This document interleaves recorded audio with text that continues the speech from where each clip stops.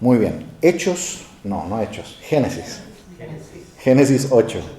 Vamos a leer del versículo 1 hasta el versículo 8. Vamos a considerar todo el capítulo, pero vamos a iniciar leyendo estos primeros 8 versículos. Dice así la palabra de Dios. Y se acordó Noé, Dios de Noé, y de todos los animales y de todas las bestias que estaban con él en el arca, e hizo pasar Dios un viento sobre la tierra, y disminuyeron las aguas, y se cerraron las fuentes del abismo, y las cataratas de los cielos, y la lluvia de los cielos fue detenida. Y las aguas decrecían gradualmente de sobre la tierra, y se retiraron las aguas al cabo de 150 días.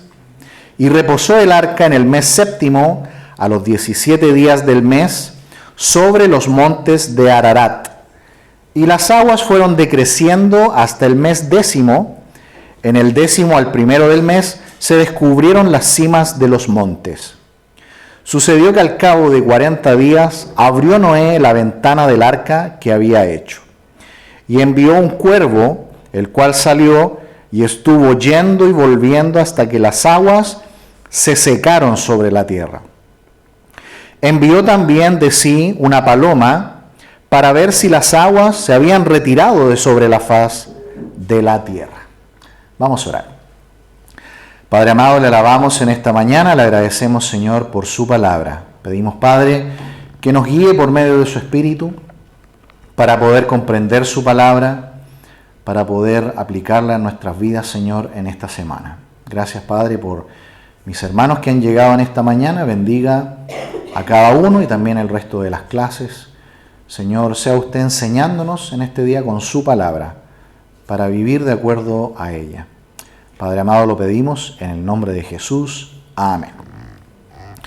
Bien, queridos hermanos, ya llegamos al capítulo 8 y hemos visto cómo Dios castigó lamentablemente al mundo con este juicio. Vamos por favor al capítulo 6, sin perder por favor capítulo 8. Miremos capítulo 6. Y por favor, si alguien podría leer verso 5. Capítulo 6, verso 5. Y vio Jehová que la maldad de los hombres era mucha en la tierra, y que todo designio de los pensamientos del corazón de ellos era de continuo solamente al mal. Muy bien.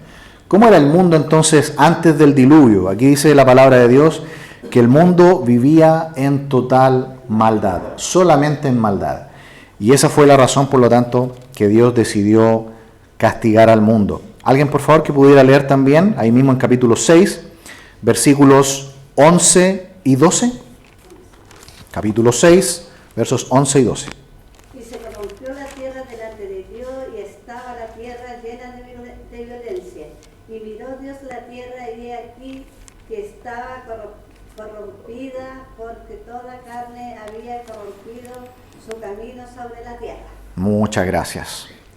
Por lo tanto, ahí están los motivos por los cuales Dios ha decidido entonces castigar al mundo con este diluvio de agua.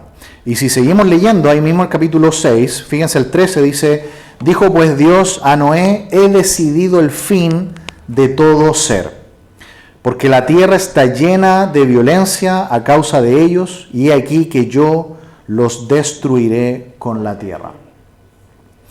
Pregunta, ¿el mundo hoy está similar? ¿Cierto que no hay mucha diferencia?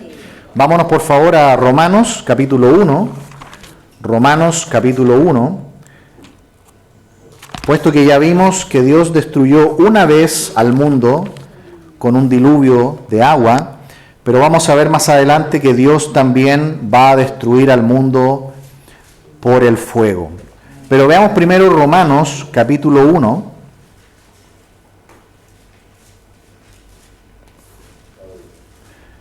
Romanos 1, versículo 21. Romanos 1, 21. Vamos a leer acá y vamos a ver que el mundo no ha cambiado mucho. Aquí estamos en el Nuevo Testamento y es una radiografía de cómo es el hombre, cómo es el ser humano, y vamos a ver que no ha aprendido, no hay mucha diferencia. Versículo 21 dice, pues habiendo conocido a Dios, no le glorificaron como a Dios ni le dieron gracias, sino que se envanecieron en sus razonamientos y su necio corazón fue entenebrecido.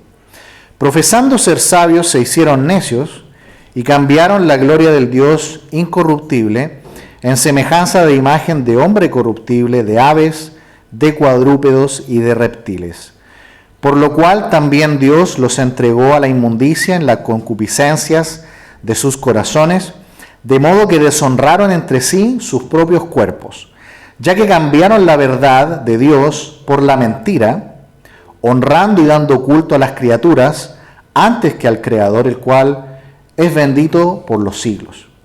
Por esto Dios también los entregó a pasiones vergonzosas, pues aun sus mujeres cambiaron el uso natural por el que es contra naturaleza, y de igual modo también los hombres, dejando el uso natural de la mujer, se encendieron en lascivia unos con otros, cometiendo hechos vergonzosos, hombres con hombres, y recibiendo en sí mismos la retribución debida a su extravío. Y como ellos no aprobaron tener en cuenta a Dios, Dios los entregó a una mente reprobada para hacer cosas que no convienen, estando atestados de toda injusticia, fornicación, perversidad, avaricia, maldad, llenos de envidia, homicidios, contiendas, engaños y malignidades, murmuradores, detractores, aborrecedores de Dios, injuriosos, soberbios, altivos, inventores de males, desobedientes a los padres, necios, desleales, sin afecto natural, implacables, sin misericordia, quienes habiendo entendido el juicio de Dios, que los que practican tales cosas son dignos de muerte, no solo las hacen, sino que también se complacen con los que las practican. Muy bien, queridos hermanos, entonces vemos una diferencia entre el Antiguo Testamento y el Nuevo Testamento. La maldad del ser humano no ha cambiado. Continúa, y Dios, ya que una vez destruyó al mundo con agua, va a poner fin a este mundo, lamentablemente, con fuego. Veamos por favor 2 de Pedro, capítulo 3, y volvemos a Génesis después. 2 de Pedro, capítulo 3.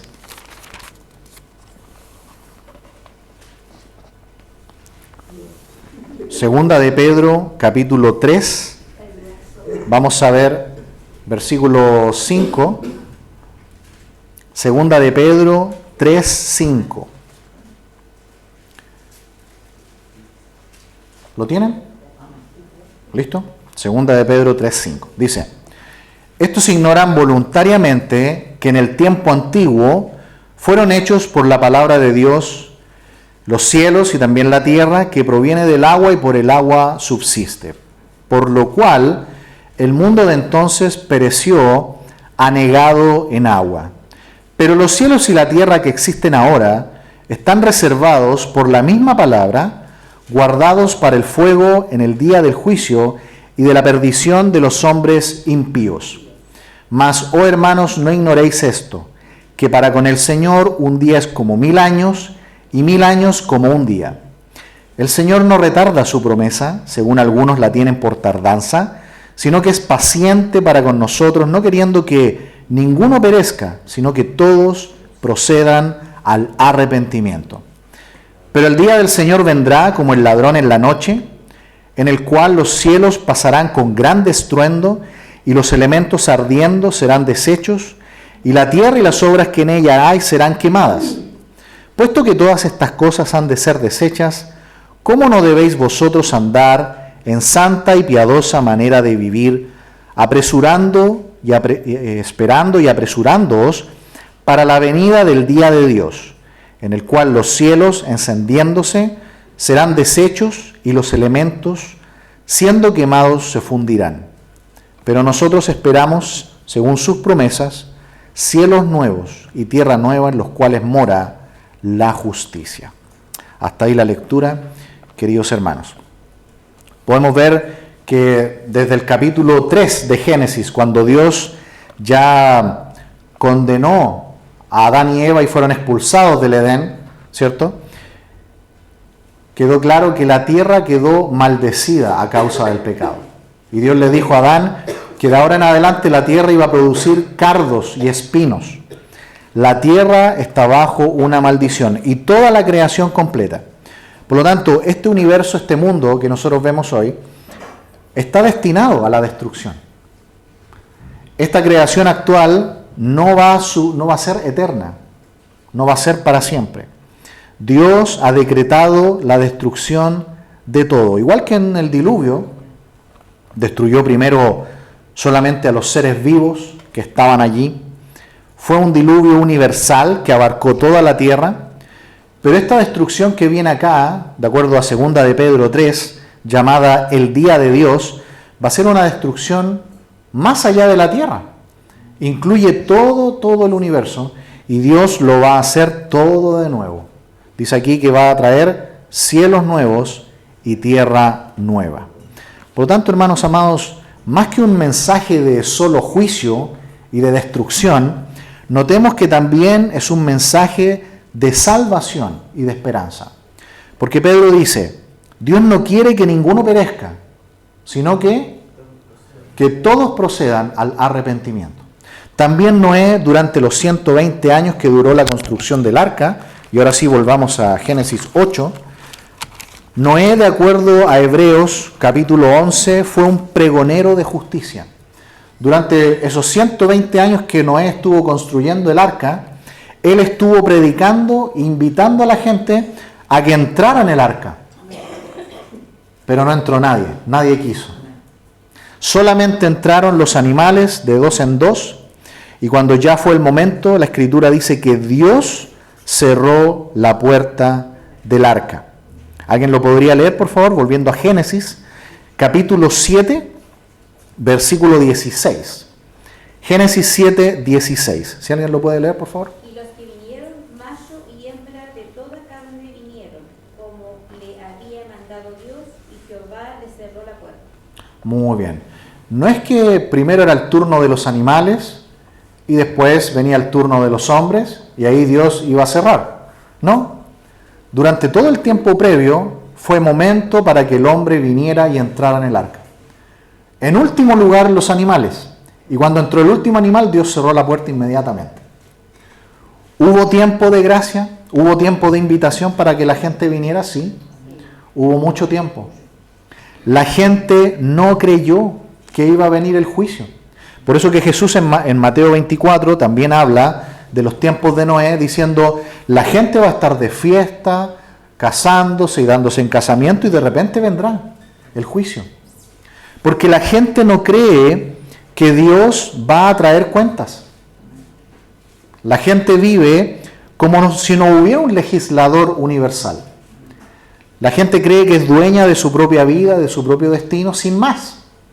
Pero la palabra de Dios dice que manda a todos los hombres a que vengan a Cristo, a que se arrepientan, a que le reciban como su Señor y Salvador.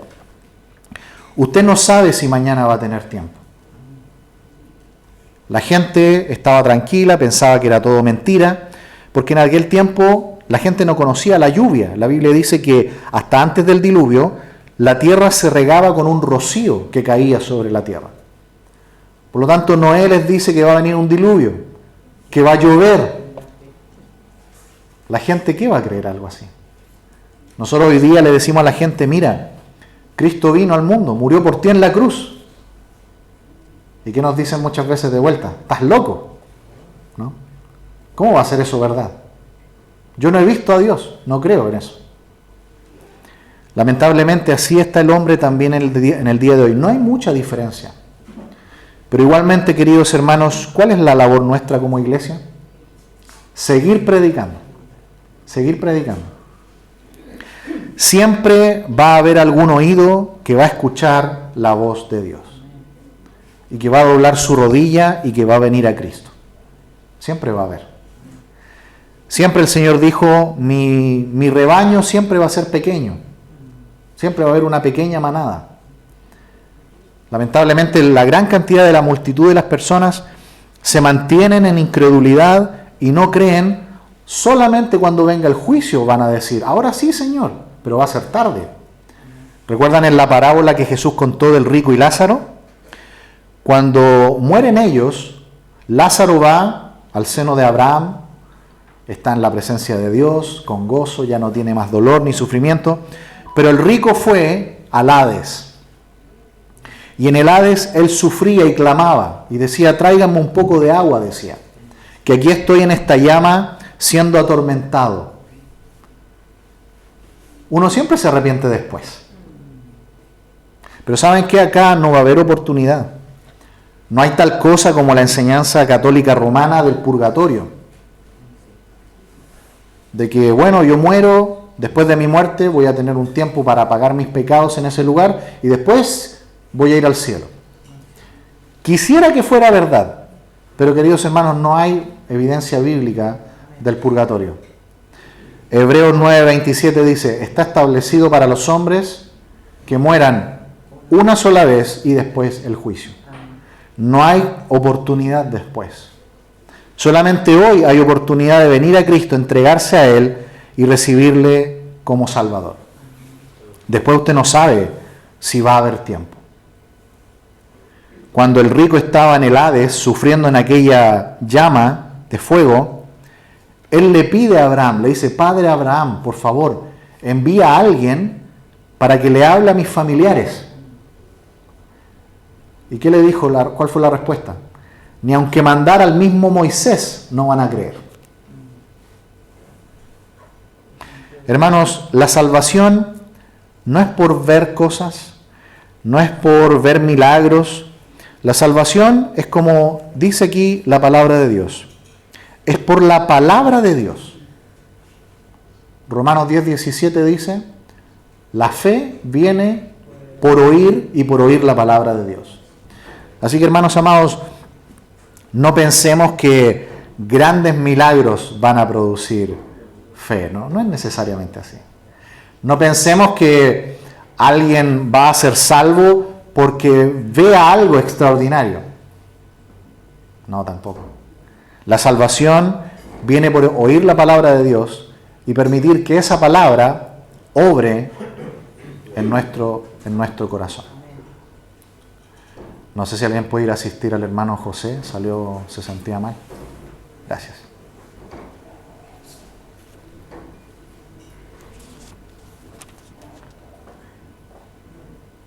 Sí, tenía un malestar, pero ya lo están viendo. Muy bien, queridos hermanos. Llegando entonces al capítulo 8, dice que luego de que prevalecieron las aguas por 150 días, dice el versículo 1 del capítulo 8, y se acordó Dios de Noé y todos los animales y de todas las bestias que estaban con él en el arca, e hizo pasar Dios un viento sobre la tierra y disminuyeron las aguas. Qué lindo ver que Dios se acuerda, dice, incluso de los animales. Yo sé que esto es un poquito extra bíblico, ¿no? Pero muchas veces decimos que en el cielo no van a haber animales, ¿cierto? Nosotros pensamos que los animales son solamente de esta actual creación y que no va a haber nada de otros seres en la gloria eterna. Pero solamente como una cosa anecdótica, no sé si ustedes recuerdan cuando se nos relata la segunda venida de Cristo, que cuando Él vuelve en la segunda venida desde el cielo, ¿cómo viene? Viene en caballo, ¿cierto? ¿No? Viene en caballo. Entonces viene del cielo en caballo y también se nos dice que todos los santos venimos vestidos de vestiduras blancas también en caballos. Y tenemos que tener en cuenta que todas estas visiones del libro de Apocalipsis, es cierto que algunas son simbólicas, pero no hay por qué no creer que todo lo que está ahí es bastante literal. Así que me atrevo a decir, sin temor a exagerar los símbolos bíblicos, que por lo menos caballos, veo que hay caballos, por lo menos. También se nos habla de cierta vegetación, porque en la ciudad, en la Nueva Jerusalén, está el nuevo árbol de la vida, ¿no? Y esta Nueva Jerusalén, esta ciudad de oro, ¿cierto?, donde va a vivir la iglesia, va a estar posada sobre una tierra nueva que Dios va a recrear. Así que, hermanos amados, es un mensaje más que de solo juicio, es un mensaje también de esperanza para aquellos que no creen, de que Dios tiene misericordia incluso de la creación subhumana. Versículo 2 dice, y se cerraron las fuentes del abismo y las cataratas de los cielos, y la lluvia de los cielos fue detenida. Y las aguas decrecían gradualmente de sobre la tierra, y se retiraron las aguas al cabo de 150 días. Y reposó el arca en el mes séptimo, a los 17 días del mes, sobre los montes de Ararat. Muy bien, los montes de Ararat son un lugar reconocible hoy día, geográficamente. Tengamos en cuenta que el libro de Génesis fue escrito por Moisés más o menos 2000 años antes de Cristo. Es decir, es un texto que tiene 4000 años de antigüedad por lo menos.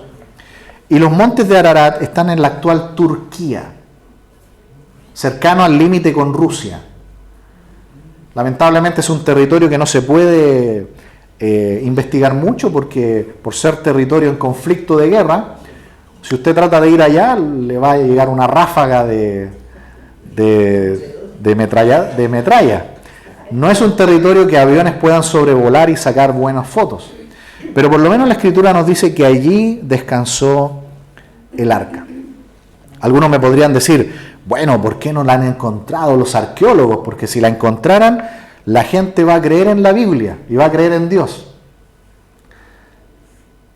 Dando una opinión muy personal, queridos hermanos, pienso que aunque encontraran el arca, ya Noé ahí congelado y lo descongelen y que esté vivo y que hable, la gente no va a creer. Porque hasta el momento, de acuerdo a lo que nosotros leímos ahí en Romanos capítulo 1, dice que el Dios invisible se hace claramente visible por medio de las cosas hechas. Es decir, hay mucha evidencia a nuestro alrededor de que Dios es real y que todo lo que vemos aquí en la Biblia es verdadero. Porque saben, queridos hermanos, si solo una cosa que aparece aquí en la Biblia no es verdad, entonces nada es verdad, todo es mentira. Nosotros partimos leyendo el capítulo 1 de Génesis, viendo la creación. Si eso es mentira, todo es mentira. No hay por qué creer el resto. Basta con que una cosa no sea verdad y ya no podemos confiar en el resto.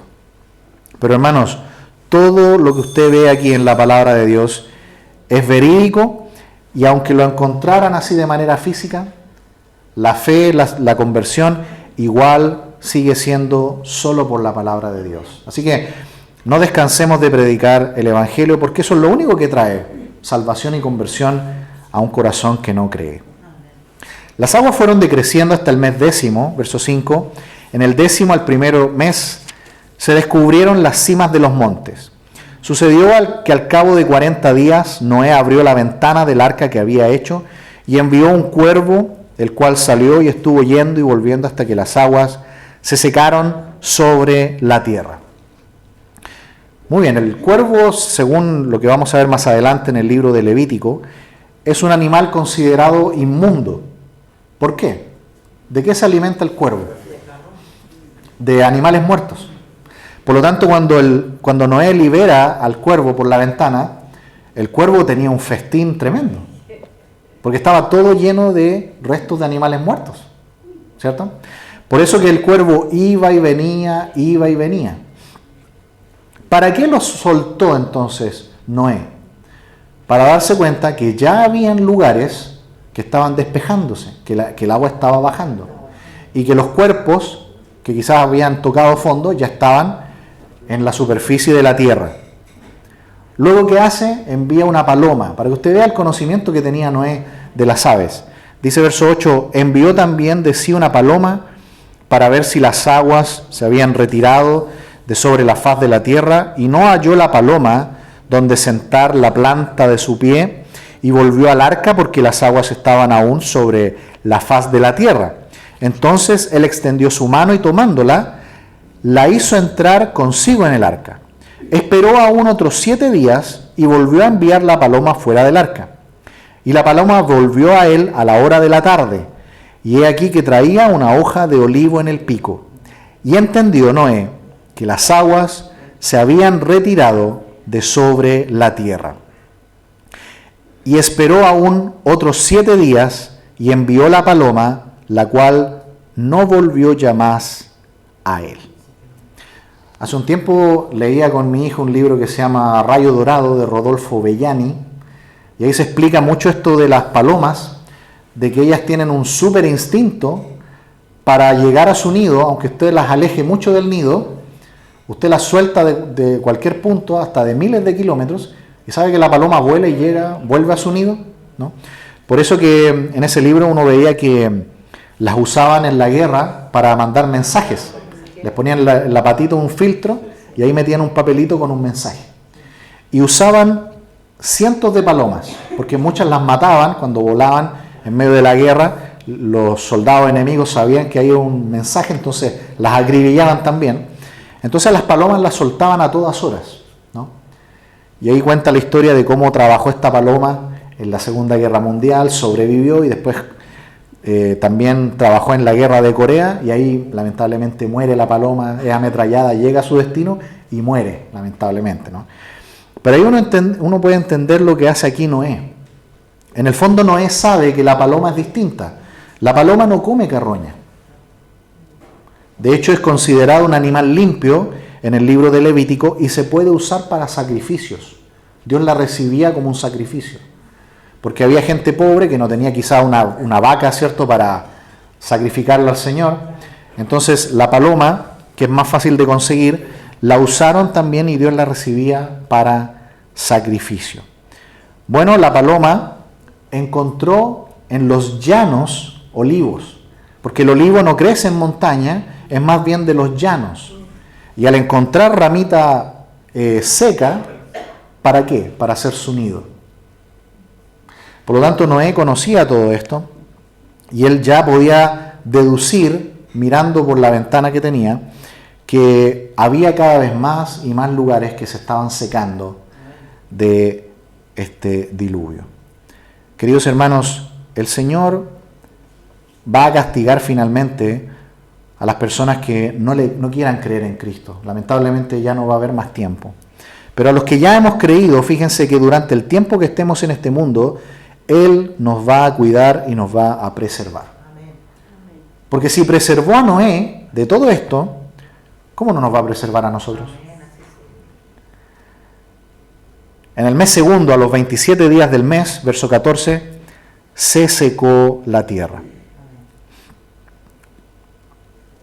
Entonces habló Dios a Noé diciendo: sal del arca tú y tu mujer y tus hijos, y las mujeres de tus hijos contigo, todos los animales que están contigo, de toda carne, de aves y de bestias, y de todo reptil que se arrastra sobre la tierra, sacarás contigo. Y vayan por la tierra y fructifiquen y multiplíquense sobre la tierra.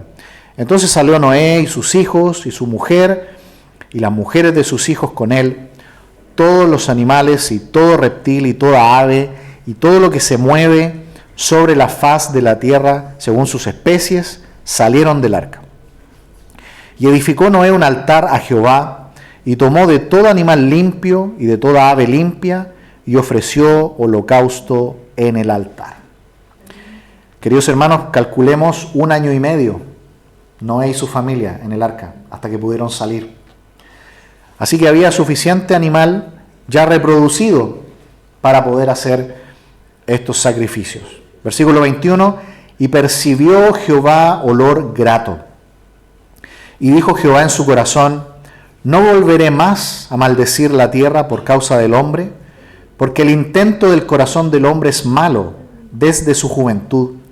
Ni volveré más a destruir todo ser viviente como he hecho. Mientras la tierra permanezca, no cesarán la sementera y la siega, el frío y el calor, el verano y el invierno, y el día y la noche. Mientras la tierra, dice, permanezca. Pero va a llegar un día que ese punto ya va a terminar también. Y Dios va a castigar nuevamente al mundo, esta vez con fuego. Muy bien, queridos hermanos, vamos a leer un versículo. Era el versículo 13, ¿ya? Versículo 13, vamos a leer como clase 8:13, ¿ya? Para que lo tengan ahí marcadito, para que lo leamos. Así que, queridos hermanos, que el Señor les bendiga y utilicemos esta historia de Noé con las personas. Siempre tomemos lo que vamos aprendiendo y contémoselo a otros. De que todavía hay oportunidad antes de que venga el final. Puede que venga el juicio de Dios, pero también puede que venga la partida de nosotros de este mundo. Y después de eso ya no hay oportunidad. Así que tu única oportunidad de salvación es ahora, es hoy. Así es como nosotros debemos compartir del Evangelio a otros. Oremos para terminar. Padre amado, gracias por este tiempo en su palabra y Señor, gracias porque usted es un Dios justo, pero también de misericordia. Da tiempo para el arrepentimiento, da tiempo para que la gente venga a Cristo, pero un día ese tiempo se va a acabar. Señor, ayúdenos para que podamos ser fieles pregoneros de esta salvación como lo fue también Noé. Él por muchos años, sin descanso, le habló a las personas, pero nadie creyó, solo su familia. Padre amado, ayúdenos a que nosotros podamos tener la misma esperanza de que quizás nadie crea, pero Señor, usted le dio la orden a Noé de que lo hiciera. Ayúdenos, Señor, a ser obedientes, en seguir predicando, en seguir testificando acerca de esta salvación que tenemos en Cristo. Padre amado, lo pedimos en el nombre de Jesús. Amén.